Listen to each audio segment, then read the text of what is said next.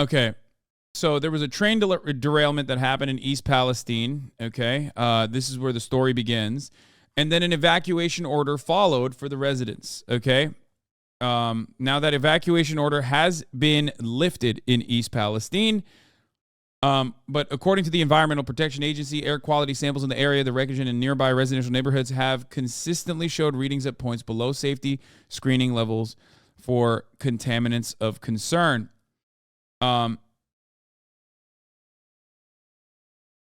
What ended up happening was a controlled release of chemicals from train cars, which happened on Monday to minimize the risk of an explosion.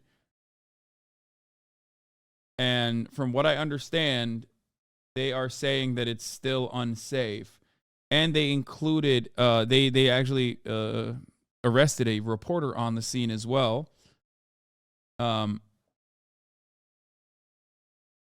Insane, we aren't seeing more coverage of this catastrophic derailment 2 months after greedy rail companies and Congress forced workers to accept a dangerous and unjust contract. Instead, the media trumpet news of a Chinese balloon down by a 400,000 missile. Yep.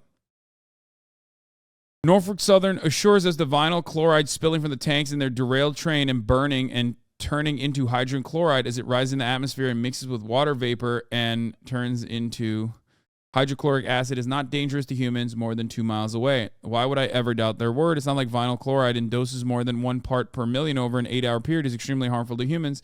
And it's not like hundreds of thousands of pounds of resulting toxic acid in the air is bad for humans either. We people need to just trust that the folks at Norfolk Southern have our best interests at heart and not their own profits. Now, this is a really good assessment of the situation. I'm going to retweet it, as a matter of fact.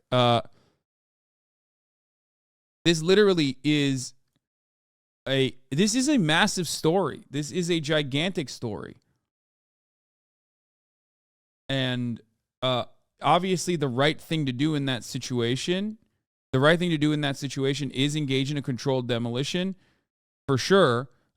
But also the fact that we are not covering it, the fact that the news media has not covered it. Like, I haven't covered it because I've been talking about the fucking earthquakes in Turkey and raising money for it. But the reason why mainstream media has refused to cover it at all, and this is a developing story since fucking Monday, is weird. It's very weird.